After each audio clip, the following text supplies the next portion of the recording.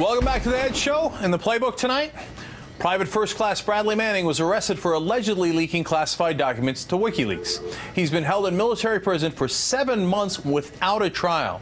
And what they're doing with him is sparking outrage with human rights organizations. For more on this, let's turn to Jane Hamsher, founder of FireDogLake.com. Jane is petitioning to stop the mistreatment of Manning. Jane, first tell us what is going on with Manning. How are they confining him so that people understand what he's going through? Well, David House, who is one of the only people who visits Manning, wrote in Fire Dog Lake today about his trip to go visit Manning in Quantico last weekend. And he's being held basically in isolation. He's not allowed to have any newspapers, to watch any news on TV. He doesn't have bedding. He's not allowed out of his cell except for very limited time. He can't exercise except for walking around in circles and chains. And according to Jeff Kay, who's a psychologist who also writes for us today, who works with torture victims, he says this is how you break someone. And this week in the New York Times, Charlie Savage just says that the government is trying to break Manning to get him to roll over on Julian Assange because they don't have enough evidence against Assange or Manning without a confession. And so everybody is very concerned that Manning, the only evidence that's been provided against him has come from a guy named Adrian Lamo, a former hacker whose story doesn't even match up with his own story. So there's something that's going on here. It's really wrong. And we want the Brig Commander to lift this stuff that's being done to him because it hasn't been proven that he's done anything yet.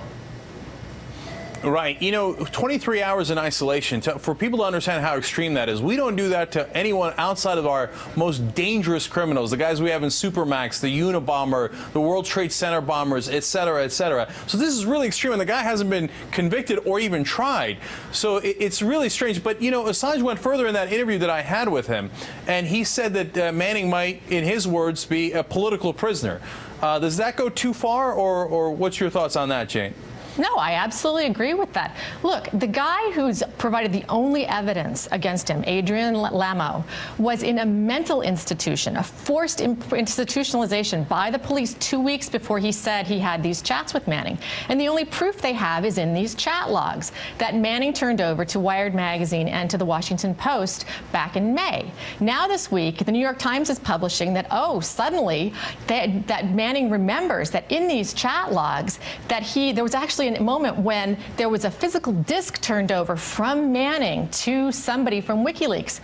Did Wired and the Washington Post just not notice this in the chat logs? Why didn't the New York Times get the chat logs? Well, because Manning says that his disk was seized by the FBI.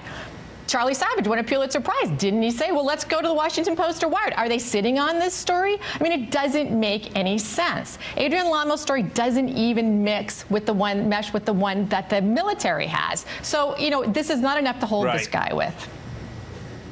All right, Jane Hamsher, thanks for joining us. It is a powerful story.